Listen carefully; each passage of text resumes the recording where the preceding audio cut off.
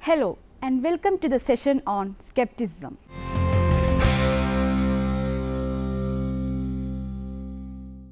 Skepticism, also spelled skepticism in Western philosophy, the attitude of doubting knowledge, claims set forth in various areas. Skeptics have challenged the adequacy or reliability of these claims by asking what principles they are based upon or what they actually establish. They have questioned whether some such claims really are, as alleged, indubitable or necessarily true, and they have challenged the purported rational grounds of accepted assumptions. In everyday life, practically everyone is skeptical about some knowledge claims, but philosophical skeptics have doubted the possibility of any knowledge beyond that of the contents of directly felt experience. The original Greek meaning of skeptikos was an inquirer, someone who was unsatisfied and still looking for truth. From ancient times onwards, skeptics have developed arguments to undermine the contentions of dogmatic philosophers, scientists and theologians. The skeptical arguments and their employment against various forms of dogmatism have played an important role in shaping both the problems and the solutions offered in the course of Western philosophy. As ancient philosophy and science developed, doubts arose about various basic, widely accepted beliefs about the world. In ancient times, skeptics challenged the claims of Plato and Aristotle and their followers, as well as those of the Stoics. And during the Renaissance, similar challenges were raised against the claims of scholasticism and Calvinism. In the 17th century, skeptics attacked Cartesianism, that is, the system established by the French philosopher and mathematician René Descartes, along with other theories that attempted to justify the scientific revolution initiated by Copernicus, Kepler and Galileo. Later, a skeptical offensive was levelled against the Enlightenment philosopher Immanuel Kant and then against the philosophical idealist Georg Wilhelm Friedrich Hegel and his followers. Each challenge led to new attempts to resolve the skeptical difficulties. Skepticism, especially since the Enlightenment, has come to mean religious disbelief, and the skeptic has often been likened to the village atheist. Senses and applications. Skepticism developed with regard to various disciplines in which people claimed to have knowledge. It was questioned, for example, whether one could gain any certain knowledge in metaphysics or in the sciences. In ancient times, a chief form of skepticism was medical skepticism, which questioned whether one could know with certainty either the causes or cures of diseases. In the area of ethics, doubts were raised about accepting various mores and customs and about claiming any objective basis for making judgment of value. Skeptics of religion have questioned the doctrines of different traditions. Certain philosophies, like those of Kant and his Scottish contemporary David Hume, have seemed to show that no knowledge can be gained beyond the world of experience and that one cannot discover the real causes of experienced phenomena. Any attempt to do so, as Kant argued, leads to antinomies or contradictory knowledge claims. A dominant form of skepticism concerns knowledge in general, questioning whether anything actually can be known with complete or adequate certainty. This type is called epistemological skepticism. The various kinds of epistemological skepticism can be differentiated in terms of the areas in which doubts are raised, that is, whether the doubts are directed towards reason, toward the senses or toward knowledge of things in themselves. Forms of skepticism can also be distinguished in terms of the motivation of the skeptic, whether he is challenging views for ideological reasons or for pragmatic or practical ones in order to attain certain psychological goals. Among the chief ideological motives have been religious or anti-religious concerns. Some skeptics have challenged knowledge claims so that they could be replaced by religious claims that would have to be accepted on the basis of faith. Others have challenged religious knowledge claims in order to overthrow some orthodoxy. Kinds of skepticism can also be distinguished in terms of how restricted or how thoroughgoing they are, whether they apply only to certain areas and to certain kinds of knowledge claims, or whether they are more general and universal. Modern skepticism. The main source of modern skepticism was the rediscovery of the skeptical classics. Very little of the Pyrrhonian tradition had been known in the Middle Ages, but in the 15th century the texts of Sextus Empiricus in Greek were brought from the Byzantine Empire into Italy. Interest in Cicero was also revived, and his Academica and De Natura Deorum were also published in the 16th century. The voyages of exploration, the humanistic rediscovery of the learning of ancient Greece, Rome and Palestine, and the new science all combined to undermine confidence in the widely accepted religious picture of the world. Later, during the Reformation and Counter-Reformation, the doctrinal controversies between Protestants and Roman Catholics raised fundamental epistemological issues about the basis and criteria of religious knowledge. The Reformation. During the 15th century, scholars in the Florentine convent of San Marco, where the Christian reformer Girolamo Savonarola was a lecturer, examined the views of Sextus in some manuscripts on deposit there. Savonarola argued two of his monks to translate Sextus into Latin as a way of showing the vanity of all pagan philosophy. Before they could complete this task, however, Savonarola was tried and executed as a heretic. One of his disciples, Gianfrancesco Pico, published Examen Vanitatis in 1520, the first work to employ skepticism as a means of challenging the whole of philosophy. It was also the first work to discuss Sextus in Latin for a European audience. Skeptical arguments were central to the 16th century debate between Erasmus and Martin Luther. Using academic skeptical materials, Erasmus insisted that the issues in dispute could not be resolved and the one should therefore suspend judgment and remain within the Roman Catholic Church. Luther insisted, on the other hand, that true and certain religious knowledge could and must be gained through conscience. Erasmus' view developed into a form of Christian skepticism that accepted traditional Christianity on faith.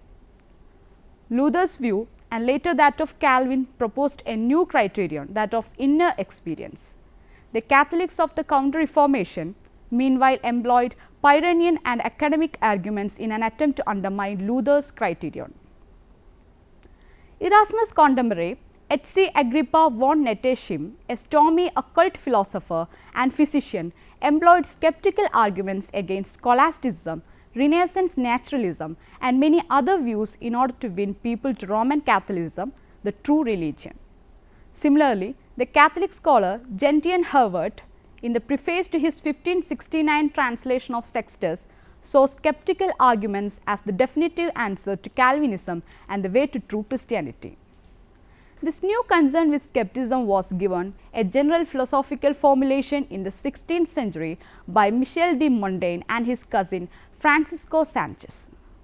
Montaigne, in Apology for Raymond Sebon, and Sanchez in Quod Nihil Scicter, that is, Why Nothing Can Be Known, both written in 1576, explored the human epistemological situation and showed that knowledge claims in all areas were extremely dubious. Montaigne recommended living according to nature and custom and accepting whatever God reveals, and Sanchez advocated recognizing that nothing can be known and then trying to gain what limited information one can through empirical scientific means. Montaigne's skepticism was extremely influential in the early 17th century. His followers in France, Pierre Charon, J.P. Camus and La Motte Le Vayer, among others, further popularized his views. Various French counter-reformers used the arguments of Montaigne and Sextus to undermine Calvinism. Montaigne's skepticism opposed all sorts of disciplines, including the new science, and was coupled with a fideism which, in Montaigne's case, many suspected to be insincere. In the 1620s, effort to refute or mitigate this new skepticism appeared. A Christian Epicurean, Pierre Gassendi, himself originally a skeptic, and Marin Mersenne, one of the most influential figures in the intellectual revolution of the times, while retaining epistemological doubts about knowledge of reality, nevertheless recognized that science provided useful and important information about the world. the constructive skepticism of Gassendi and Mersenne, and later of members of the Royal Society of England such as Bishop John Wilkins and Joseph Glanville, developed the attitude of Sanchez into a hypothetical empirical interpretation of the new science. René Descartes offered a fundamental refutation of the new skepticism, contending that by applying the skeptical method of doubting all beliefs that could possibly be false, one would discover a truth that is genuinely indubitable, namely, I think therefore I am, and that from this truth one could discover the criterion of true knowledge, namely that whatever is clearly and distinctly conceived is true. Using this criterion, one could then establish a number of truths: that God exists, that he is not a deceiver, that he guarantees the veracity of clear and distinct ideas, and that an external world exists that can be known through mathematical physics. Thus, Descartes, starting from skepticism, claimed to have found a new basis for certitude and for knowledge of reality. Throughout the 17th century, skeptical critics Mersenne, Gassendi, the reviver of academic philosophy, Simon Foucher and Pierre Daniel Huet, one of the most learned men of the age, sought to show that Descartes had not succeeded, and that if he sincerely followed his skeptical method, his new system could only lead to complete skepticism. They challenged whether the cogito proved anything and whether it was indubitable, whether Descartes' method could be successfully applied and whether it was certain, and whether any of the knowledge claims of Cartesianism were really true. Nicolas Malebranche, the developer of occasionalism, revised the Cartesian system to meet skeptical attacks, only to find his efforts challenged by the new skeptical criticism of Foucher and by the contention of Antoine Arnauld that Malebrancheism led to a most dangerous Pyrrhonism. Various English philosophers, culminating in the 17th century in John Locke, tried to blunt the force of skepticism by appealing to common sense and to the reasonable person's inability to doubt everything.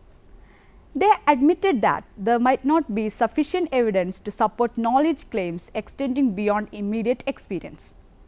But this did not actually require that everything be doubted. By using standards of common sense, an adequate basis for more beliefs could be found. In France, Blaise Pascal, who presented the case for skepticism most forcefully in his Pensées 1670, nevertheless denied that there could be a complete skepticism because nature prevents it. Lacking rational answers to complete skepticism, humans must turn to God for help in overcoming doubt. The culmination of 17th century skepticism appears in the writings of Pierre Bayle, especially in his monumental Dictionnaire historique et critique 1697 to 1702. Bayle, a superb dialectician, challenged philosophical, scientific and theological theories, both ancient and modern, showing that they all led to perplexities, paradoxes and contradictions. He argued that the theories of Descartes, Malebranche, Benedict de Spinoza and Gottfried Wilhelm Leibniz, when skeptically analyzed, cast in doubt all beliefs about the world, even the belief that the world exists.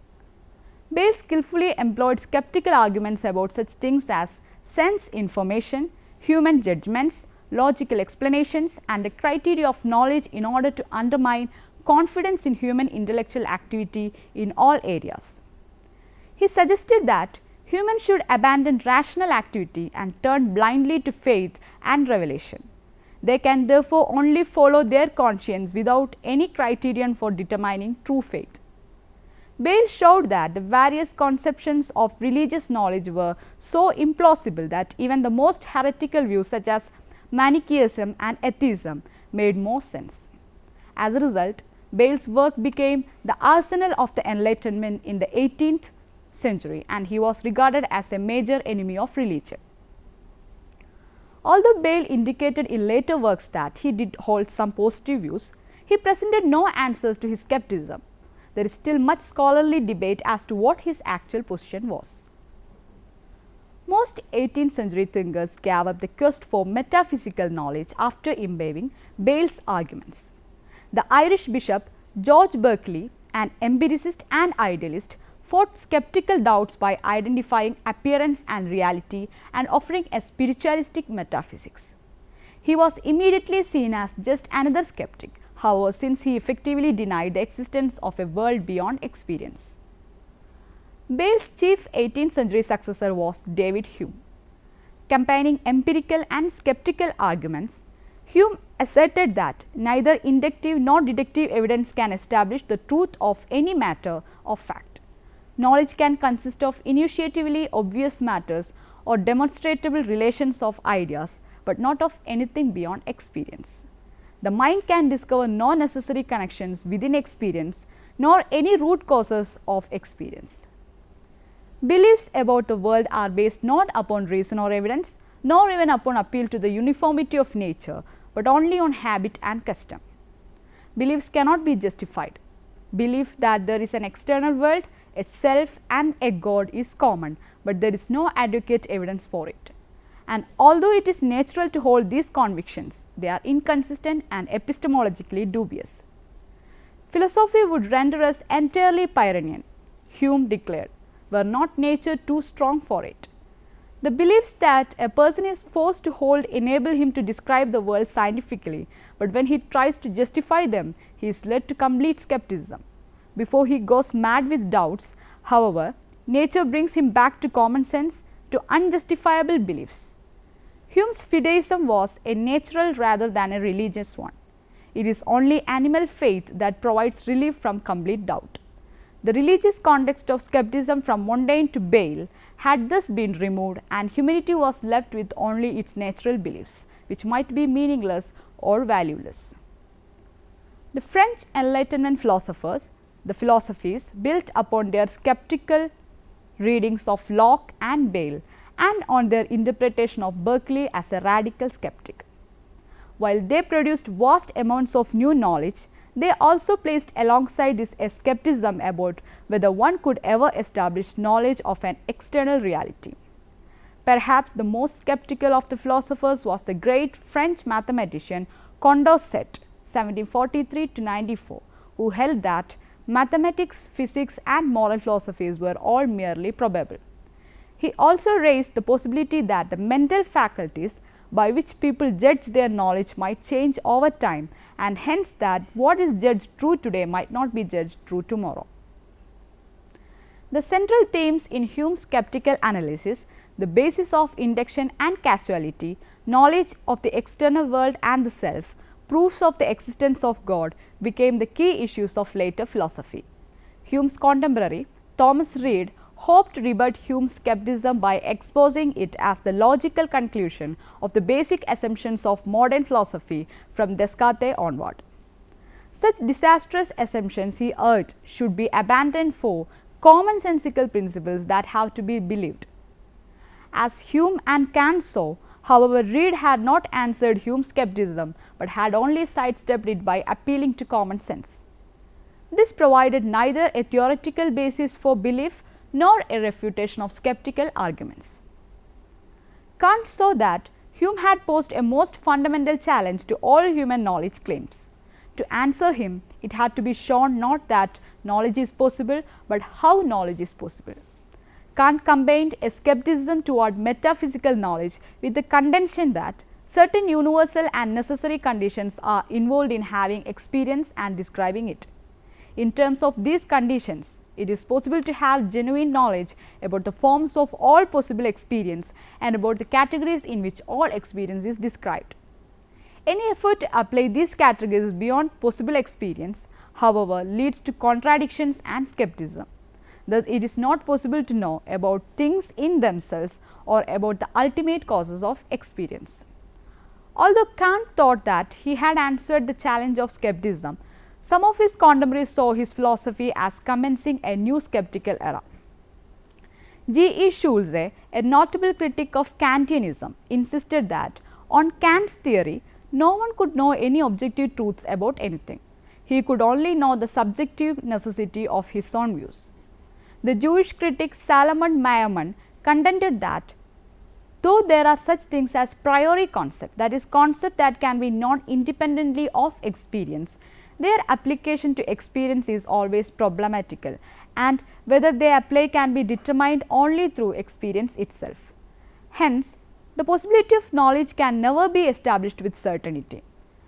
Assured truth on the basis of concept is possible only of human creations like mathematical ideas, and it is questionable whether these have any objective truth. The thesis that human creativity is the basis of truth, however, was soon developed by Johann Gottlieb Fichte, a leading German idealist, as a new way of transcending skepticism.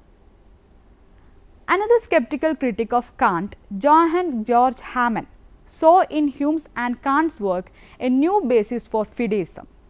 If knowledge of reality cannot be gained by rational means, then one must turn to faith. Based on Hume's efforts, Hamann advanced an anti-rational skepticism in an unsuccessful effort to convince Kant to become a fideistic Christian. Hamann's kind of fideism was also developed in France by Catholic opponents of the French Revolution, such as Joseph de Maistre and Félicite Lamennais. Postmodern skepticism. A new radical form of skepticism emerged in the last half of the 20th century, postmodernism. This view questioned whether there can be any rational, objective framework for discussing intellectual problems, or whether instead the intellectual frameworks that people use are inherently determined by their life situations. Developing out of 20th century literary criticism and psychological theory, postmodernism undermined confidence in the validity of any kind of human investigation of the world by showing that such an investigation itself would need to be investigated. Invoking ideas drawn from Martin Heidegger, Michel Foucault, Jacques Derrida, Jean-François Lyotard and Richard Rorty, postmoderns saw philosophy and science merely as activities to be judged in terms of their roles in or effects on human societies rather than by some transcendent standard of truth or falsehood. A general skepticism resulted from saying that there is no objective standpoint from which to compare or evaluate these different points of view. Critics of postmodernism regarded it as confused and pernicious insofar as it seemed to imply a thoroughgoing epistemological relativism. Let us summarize the session. Skepticism or skepticism is generally any questioning attitude towards unempirical knowledge or opinions or beliefs stated as facts or doubt regarding claims that are taken for granted elsewhere. Skepticism is the philosophical view that it is impossible to know anything with absolute certainty or to know the world as it really is. The word can also mean a general reluctance to accept anything on face value without sufficient proof. The skeptical cause was championed by the Scottish empiricist philosopher David Hume, who argued that certain assumptions such as the link between cause and effect, natural laws, the existence of God and the soul were far from certain. What little we know that seemed certain, Hume argued, was based on observation and habit as opposed to any logical or scientific necessity. Modern day philosophy, although it does not generally take extreme skeptical arguments very seriously, still retains the influence of earlier skeptical thinkers. Now, you can try to answer the questions given here. Explain the concept skepticism. Describe the development of skepticism in different stages of history.